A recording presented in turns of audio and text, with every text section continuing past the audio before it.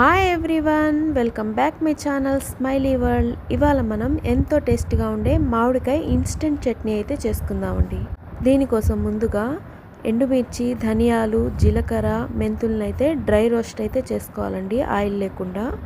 ఇవి బాగా వేగిన తర్వాత మిక్సీ జార్లోకి తీసుకొని వెల్లుల్లి, ఉప్పు వేసుకొని గ్రైండ్ చేసి పక్కన పెట్టుకోవాలి. ఈ లోపల మనం మామిడికాయల్ని చిన్న ముక్కలుగా కట్ చేసుకోవాలి.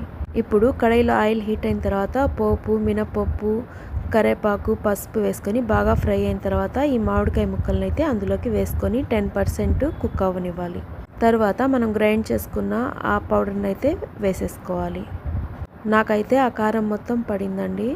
ఇప్పుడు ఆ మామిడికాయ పీసెస్ ఒక 30% బాయిల్ అయ్యే వరకు మనం బాగా ఫ్రై చేసుకోవాలి. అంతే అండి, ఎంతో ఈజీగా ఎంతో టేస్టీగా ఉండే మామిడికాయ ఇన్స్టెంట్ చట్నీ. ఇది సేమ్ ఊరగాయలాగే ఉంటుంది, చాలా టేస్ట్గా ఉంటుంది. వేడి వేడి రైస్కి అయితే ఇంకా చాలా బాగుంటుందండి. ఈ వీడియో మీకు నచ్చినట్లయితే మా ఛానల్ని సబ్స్క్రైబ్ చేసుకోండి. Thank you.